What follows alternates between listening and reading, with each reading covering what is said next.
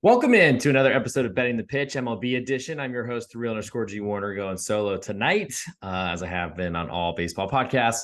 Someone that wants to get on these, let me know. But we're going into the divisional round of the Major League Baseball playoffs, and we're going to have a best bet end of show, as always. We wanted to give an idea, looking over futures and potentially some plays for game one before the weekend craziness gets underway. I'm here in Dallas, Texas, going to Oklahoma and Texas on Saturday. Please pray for another win would be nice. Oklahoma shutout would be really, really nice. Doubt that's going to happen, but it'd be awesome 2 years in a row. But this is a baseball show, so let's get into it. If you're on YouTube, please hit subscribe. If you're on Apple Podcasts or Spotify, leave a 5-star review. I will read it as soon as I see it. Give good way to get some feedback. Let me know if you guys are liking that I'm doing essentially a podcast a day. Still planning to do it. Might do more of that or keep going if I get more positive comments or something like that. Got a good 5-star rating so far, which I appreciate, but need some more of that. So please throw yourself in there, throw some comments in there. I'll read them as soon as I see them. And if you're not a member of my Patreon, check it out. Patreon.com is the real underscore G Warner. Go become a patron. You get direct access to me, my leans, my plays throughout the day. Every time I put a write-up in, if you download the app, turn on notifications, you get a buzz. So you are playing right alongside with me. Don't have to really worry so much about missing a line or a number, because you'll know exactly when I'm playing something, and that should give you an idea. The best way to try to get the best odds, because that's ultimately a huge step in trying to stay profitable in this business hobby, whatever we call it. All lines quoted in this podcast are courtesy of betonline.ag, my favorite place to get my bets down early. Reduced juices offered on almost every game you want to bet right up until game time. Please follow the link found in the podcast description to fund your account and use the promo code GW50 to receive a 50% match bonus up to $1,000. And if you are already a member of BetOnline, check out sports betting, yikes, I should probably know what this is. Sportsbetting.ag, as they are. I have another link on there for a promo code good for 50%. If you already have Bet Online as one of your outs, I highly recommend getting as many as you possibly can. So you don't have an account yet at sportsbetting.ag, go check it out. Follow the link in the description below. Use GW50 on both places to make sure you lock in that 50% bonus for signing up. Free money from the casino that you can use is always, in my opinion, a very good job. Payouts through Bitcoin should be pretty easy if you need help with that. I'm a Bitcoin user and devout believer. So if you have questions about that or want to learn more about that, let me know. Slide in DMs, the real underscore G Warner on Twitter, Instagram, or on Patreon. So now that we're here, let's get into first going to go over just like the I guess wild card round Major League Baseball podcast. Going to go over the futures first, and then we'll go through the game lines. Not so much to really discuss because there's only 4 games all series starting. I guess we probably should have series lines to discuss as well. Go a little bit deeper into that. So from where we were on the last time I did a podcast on baseball, we have had, because I've done a million others since then, we've had some movement, of course, as you'd suspect, teams getting eliminated, all sweeps in the first round, which is probably not great entertainment value, but ultimately was pretty cool just to see that. And honestly, it shows that momentum's a big deal. I was very surprised with some of the results. I'm wearing a Blue Jays jersey to kind of literally wear it for thinking that they were a good chance to move through Minnesota. Really disappointed by everything in the Blue Jays organization so far. The pitching decisions, the batting order, all that sort of stuff. But since they're not playing anymore, it's probably not worth it to talk about them. I got to say. So let's check the futures market right now. So to win the World Series, the Braves have climbed about 10, I guess, from not 10% because that'd be 30. So like 3%, quick math off the top of my head. didn't have to even take my shoes off for that. But from 3-1 odds to 3.1. Dodgers still the same. Astros have dropped from 5-1 to 450, probably thanks to getting a weaker Twins team in the second round. Dodgers have moved up from 450 to 475. Orioles stayed 6-1. The Rays are now gone, so we don't have to worry about them. Phillies down from 12-1 to 7.5-1. Rangers from 12-1 to 7-1, probably based on getting the Orioles and what looked like potentially a weaker number 1 seed. Blue Jays are gone. Brewers are gone. Twins are from 20-1 to 9-1, which I guess you have to do, but still a long shot. And then we have the Arizona Diamondbacks down from 33-1 to a simple 14-1, which is, pretty nice, I got to say. And I mean, I'm not really even sure who I was most surprised about so far in this playoffs, but it happens. And I guess it's just going to go that way for this year.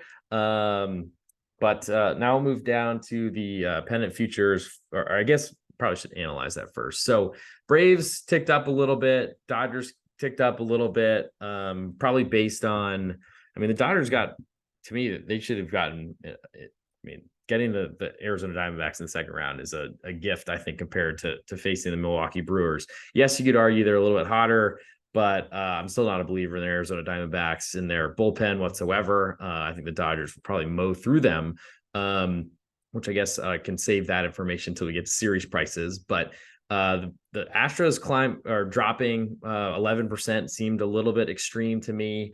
I guess it's a much easier second round matchup against the Twins, but ultimately I don't think the Blue Jays were going to be that different. I did think the Blue Jays would get through and could have tested the Astros. So maybe that's why that's happening, but it might also be that the Orioles have a really tough matchup with the Rangers, probably expected to take a fair amount of wounds or welts along the way just to get through, and they potentially could get one of the two teams that they're probably more likely to beat. And I guess it's probably also not getting the Rays or the Orioles is potentially a weaker team that they could face in the finals to get, or the American League Championship Series. In terms of the Phillies dropping 60%, makes sense because they had to win an extra series. Rangers, you could say something like that too. I think from the Twins perspective, dropping 20-1 to 9-1, still a super long shot. Don't really see a lot there. Same for the Arizona Diamondbacks, 33-1 down to 14-1. Both of those dropping more than 100%, but I don't really have high hopes for either of them. As for the American League pennant, as you would expect, the Astros still the favorite. They've dropped about 10.5%. The Orioles dropped slightly, just down 4%. The Rangers are 7-1 now to 3-1, so that's pretty significant. Blue Jays are out. Twins down from plus 850 to 3.8 or 380, 3.8 to 1 odds. And so makes sense. I would think that the Orioles getting a little bit easier, I guess, because they didn't get the Rays in the second round. The Rangers, considering a weaker team, certainly finished lower in the standings. But not a lot of interest for me there, especially these numbers are so short. Unfortunately, you probably could see a little bit better of return if you parlayed to win these series based on series bets, just until as long as you see these teams going, if you have them winning the World Series or winning the pennant. If you like those numbers, it might be better to parlay. The only thing you got to worry about is if there's an upset and potentially your odds getting worse than what you would have gotten. So if you think there's an upset that's potential, you want to take a long shot, it probably makes sense to lock that in now. Never a bad idea, though, to do a rollover parlay, because if you win and you're alive and you don't want to do anything more with it, you can keep your money and not have to worry about it, which is nice. As for the NL, the Braves have actually climbed 13%. I think once we saw that the Phillies made sure they got through, because they have the toughest matchup probably of all teams in the divisional series, which is especially interesting for the 1 seed, and they should have reseeded, but why would you expect Major League Baseball to make the correct decisions? Phillies have dropped from 6-1 to 3.5-1, a drop of 71% or more than that. The D-backs down from 16-1, 550, still way too short of odds, in my opinion, for the Arizona Diamondbacks. So I'm not sure that there's a lot for the pennants area for me to really look towards. I do think that the Phillies have a good chance to knock out the Braves like they did last season. I think that's probably much more likely than Arizona to beat the Dodgers. So, but 3.5 to 1 to have to go, if you're the Phillies, to have to go through the Braves and likely the Los Angeles Dodgers, both on the road, seems a lot to ask, especially coming off a divisional series, or excuse me, a wild card series where you're going to put your divisional rotation at risk based on you got to sweep, sure, but you have to have 2 more outings from your starters, and it throws off setting your rotation for game 1. As for the American League, and I'll get to series prices in a second, it does make sense that the Astros got cheaper based on who they get, and not having to face the Blue Jays in the second round, though the Twins did look pretty good and probably should have a pretty big home environment. But I'm a seller ultimately. And then when I look at the American League's number 1 seed, the Orioles, plus just 2.5 to 1 odds versus at home to the Rangers at 3 to 1 odds. That's a pretty big gap, or excuse me, a pretty small gap for what we're looking at, especially with the Rangers having so many flaws. But let's look at the series. And so I'll pull that up right now. Rangers are plus 105 to get through the Baltimore Orioles. Pretty much if you're back in the Rangers there at pretty much even odds, a little bit better than that, 20% handle on this one, it seems, or 20 cents of juice margin for the Bet Online Sportsbook. I'm probably more interested in the Orioles minus 125, though I'm not really interested in tying up money, even for a week or 10-day series potentially on a favorite betting odds on for a future. This wins plus 140 to the Astros minus 160. Again, feels like there's value on the favorite here, but I'm not really in love with betting odds on favorites and tying money up like that. As for the Phillies visiting the Braves, plus 160 odds is pretty good. I mean, I don't know necessarily that I feel like the Braves have a lot of weaknesses, but pretty much at those prices at plus 160, you need the Phillies to win that series about 39% of the time. I don't think it's a coin flip necessarily, but I certainly think the Phillies are probably going to be the most competitive of all underdogs here. You could argue the Rangers are going to be competitive, but that's a lot, I think, based on the Orioles having flaws.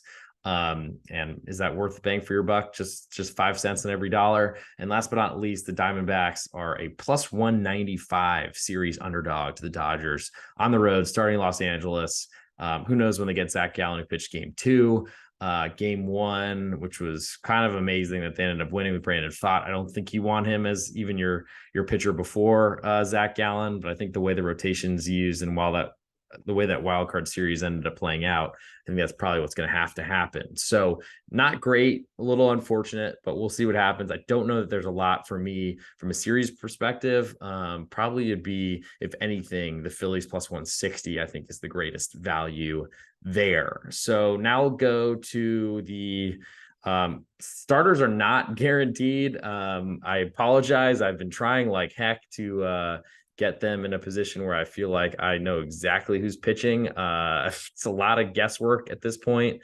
But hopefully if someone's got something better, you can correct me. But until then, we're going to go with what we got here, I guess. And that will start in Philadelphia, or I guess we're going rotation order, which is not in the order of starting times. It's also not based on the National League first, unfortunately. I'm not in love with that, but just going with whatever we got, going with God here or something in that nature. And so we'll start as I try to get everything loaded on my spreadsheet. Nerd things, I know. We'll start with Philadelphia visiting Atlanta, since they're first on this list. So I'll start there. Ranger Suarez is my probable starter for Philadelphia, visiting Spencer Strider from the Atlanta Braves. Suarez, a pitch to contact guy, left-handed, which is a little bit scary against a right-handed heavy Atlanta lineup. Also, you could say anything is scary against an Atlanta lineup. You probably want swing and miss. Ranger Suarez doesn't really have that, but he does have the ability to miss bats, or at least to develop some and get some weak contact. It's important, almost essential, you could say, in Major League Baseball in the year of our Lord 2023. And he's been competitive against the Braves. I have good memories of that. On the other side, Spencer Strider, one of the best arms, great fastball, slider, but he's got 2 pitches, and that kind of limits his ceiling. I mean, it doesn't limit it too much. He's in the Cy Young Award race for the NL, probably will not win it this year. and put up great strikeout totals. Of course, I think struck out nearly 300 batters this year, and you need that against Philadelphia, who are going to try to hit a home run with almost every position in the lineup. My big question though is with two pitches, that does leave you to, if you don't have one of them on a day, that could be a big problem, and Philadelphia can certainly take advantage of that. No Spencer Strider well. The initial number opened minus 200 for Strider, with the over under at 8.5, slightly juiced to over. Juice is flipped. Now we're looking a little bit under juice here. And then the margin or the handle has come in a little bit. BetOnline's got a minus 196 on Strider right now, plus 179 on Ranger Suarez. Kind of like I said with the series price, I'm interested in Philadelphia here. Plus 179 is a big price. Ultimately, it's not asking a lot to kind of hang around and see what happens with a bullpen at the end of the game. With a plus 170 price, you need to win this bet 36% of the time to be positive expected value. So not unheard of. Certainly Atlanta can lose this game and win the series, but also would put a Philadelphia series bet in a really good standing at the moment. So that's my interest in this one. Probably to over, but I think you got to take the playoffs and overs with a little bit of a grain of salt, because these managers won't leave starters get out there to get hit really hard. They're going to bring relievers in sooner, maybe not as soon as the Toronto Blue Jays did, but you should see quick hooks for a lot of starting pitchers out there. And I think that's good for unders. Also, you'll see a lot of very serious at bats. I think it reminds me of the College World Series in college baseball, where literally you're seeing teams win 24-4 because they are not stopping scoring just because they don't want to take the chance of losing. You'll still see professional at bats, especially now that the Blue Jays are out of the playoffs. And so that does caution me a little bit to playing unders, though. As the weather gets worse, the ball doesn't fly as far and it's harder to hit those home runs. Next, we'll go to Texas visiting Baltimore. Get Dane Dunning at Kyle Bradish. I thought we might see Grayson Rodriguez from the Orioles here, but he'll probably be game 2. Texas opened a plus 110 underdog, Baltimore minus 130 with a total at 8. That total has not moved, but the price in Baltimore has climbed a little bit from minus 130 to minus 142. You get a plus 130 on Dane Dunning in Texas, which I think if you're backing, Texas has looked so much better, somehow choked up the AL West, but they've looked so good ever since the return of Adolis Garcia and Josh Young, who's played a really good third base, but mainly and hitting 8th in the order in Tampa. So that's a little bit concerning that he hasn't hit very well coming off a hand injury. But Adolis has been great, hit a big home run in game 2 to really kind of put Texas on its way. And ultimately, they're going to hit the ball really well. The problem is they're going to Baltimore, which is now a pitcher's park, formerly a big hitter's paradise. And that's going to be an issue for Texas to try to hit home runs in, especially to left field with a lot of the right-handed pull hitters, because it's a long way to get it over the Great Wall of Baltimore. On the other side, Kyle Bradish, starting for the Orioles, really took off this season because he started throwing his slider a ton. I don't know that that's really sacrificed his health at all, but certainly a concern when you're throwing a lot more sliders is that's a lot tougher on elbow. End of season, it's been a long year. Baltimore was not expected to compete to this level. Maybe we should have taken some clue from that after how well they played in 2022, nearly making the playoffs despite even selling assets at the deadline. But one of the guys they brought in was Yennier Cano when they did make those trades. He's now their closer, because I can't imagine Felix Bautista is going to do too much in the playoffs with a torn UCL. Has been trying to throw, has been trying to pitch. We'll see. Maybe it's just, all sprains or tears, but maybe it's not so bad. But from my perspective on this one, I'm not really a believer necessarily right now in Baltimore. They were great to me and my family, let's say, during the season. Were great as an underdog, and we're underdogs a lot. But things kind of cooled off down the stretch. I'm kind of surprised they were able to hang on to the AL East lead. They were able to do that, but there's so many problems in Tampa that might explain that and potentially why they're not playing now. I got some concerns about the Baltimore bullpen. Same for Texas for sure, though Chapman to Leclerc has been, to me, almost a little bit better lately than whatever they're going with to get to Yennier Cano, with whether it's Fujinami or many other options in the Baltimore bullpen. A lot more depth in the Baltimore bullpen, but they're not going to hit as well as Texas will. And my big question is really how these Baltimore starting pitchers perform in the playoffs because they haven't been here yet. Next, we'll go to Minnesota visiting Houston. It looks like Joe Ryan, who's expected to start game 3 if necessary in the wild card round. He's going to visit Justin Verlander. Looks like it opened Verlander minus 165 favorite. Ryan getting plus 140. That's fallen a little bit. Actually, it seems like some Twins money coming in here with the Astros down to minus 142, and you can get a plus 130 in Minnesota right now. Over under started at 8, juiced to, slightly, and it's only taking more juice. All of it's right now on under 8. You might see a 7.5 before first pitch is thrown at 3:45 Central Time on Saturday. Verlander, he's had some really good starts lately. Also had some bad starts throughout the season. Took a while to really get into who he is, and still isn't the same guy that won the Cy Young even last season. Certainly not the same starting pitcher he was earlier in his career. But I don't really give Minnesota, despite a really good performance. They didn't score a lot of runs against the Blue Jays.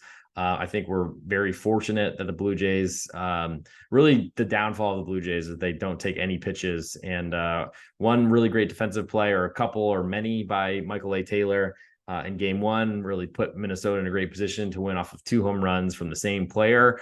I think there's a lot of issues with Minnesota in terms of their lineup. Not a lot of threats there. Plus, they really don't have a great bullpen until their closer. So those are all concerns. Houston hasn't looked extremely solid this year in their title defending run, but it's been better than we've seen from Minnesota this season. Joe Ryan could be really good, but can get hit really hard. He's 90 mile an hour, 92 mile an hour, probably max fastball, and a good changeup or split. He's got a great rising fastball, but the Astros are great home run hitters, specifically on fastballs. So that's a concern for me. Don't really love that Minnesota is getting bet down because I don't think Houston's really going to be close to my radar at the minus 142 we're currently looking at. I think I need a pretty significant drop to be interested in the Astros. Last but not least, we'll go to Arizona visiting Los Angeles Dodgers. Merrill Kelly at Clayton Kershaw, a divisional matchup, which another one besides Philadelphia and Atlanta. These teams know each other very well. Only played 13 times this year, but 19 the year before that. And the last decade, it feels like. Merrill Kelly's had a really great year and fought off a lot of health issues. It's been kind of wild for the last month or so of the season, but had a great year. And he's going to have a big task against the Dodgers, though ultimately the Dodgers lineup is it's Mookie Betts to Freddie Freeman, probably the best 1-2 punch out there. But then it kind of has some holes. You certainly got to worry about Max Muncy hitting home runs, JD Martinez when he's healthy. But from my perspective, that Dodger lineup can be had. I just think their bullpen's better than Arizona's, and Clayton Kershaw starting should give you probably 5 innings, maybe 1 run, maybe less. Probably too optimistic to expect that in the playoffs, but Arizona doesn't have a ton of great hitters. They've got what seems like a longer lineup of solid guys, and that's really what got them to the playoffs, despite having as low as 13% chance to get in, according to Baseball Prospectus or Fangraphs or something like that ESPN was showing all the time. I don't necessarily think that this is a blowout in this opener. I think Merrill Kelly can hang with Clayton Kershaw. So seeing the price, which was initially minus 200 or 1-2 favorites on the Dodgers, plus 170 coming the other way on Arizona, it's dropped to minus 193 and plus 176. So we've gotten a little bit better odds on Kelly, but ultimately that's because BetOnline is charging you less juice compared to the rest of the world. So check that out. Check the promotion code in the podcast description if you're not a member there, and if you're not a member of sports betting as well, check that out. It's good to have multiple outs. But for the total, it's dropped from 8 it's actually climbed a little bit. It opened 8, very juiced to under, all the juice there, potentially falling down to 7.5. Some over money has come back in. I don't really know how I can explain that necessarily, but I would expect it probably would get some more under money as we get a little bit later, though, in the playoffs. And with public bets, I think we'll probably see over. So maybe I'll take that back. But we're live, so no edits here. So we'll just think it out loud to all you listeners, and thank you for your support. I think Arizona, if anything, I'd look probably towards a money line. I do like, a run line plus 1.5. I do like the idea that you could get a road team at a pretty big price to hang around and potentially lose by a single run, and you're laughing all the way to the bank while the Dodgers are celebrating a victory. Also really nice to have a home team only getting 8 at bats in a scenario where they win, potentially going, Arizona fails in the top of the ninth to get that game tying run. Plus you can have the opportunity to get that defensive indifference, runner moves to second base. They don't want to move the infielders, and then you get a simple single that knocks in a run and gets you within that 1 run to cover. So just to summarize my interests in, and then we'll get to best bets, just to wrap us up and get us out of here, or get me out of here. I guess it's only me. But I'm looking at Philadelphia series price, certainly plus Philadelphia plus 179 in game 1. Texas plus 130 seems a pretty big price, though I'm concerned about the bullpen enough that I probably will stay away from that one. In terms of Minnesota, I don't think that they're close right now for me to want to play them. I think I want Houston, if anything. I doubt they'll fall into a price range. And even if they do, or a price range that I like, and even if they do, that would be kind of a big surprise to make me wonder why the market hates the Astros all of a sudden. And last but not least, Arizona at the Dodgers. I don't necessarily think that I'm going to play that run line, but it's something I'll be looking at, especially as we get to the later parts of Saturday evening. So I guess it's time for my best bet. So let's jump into it.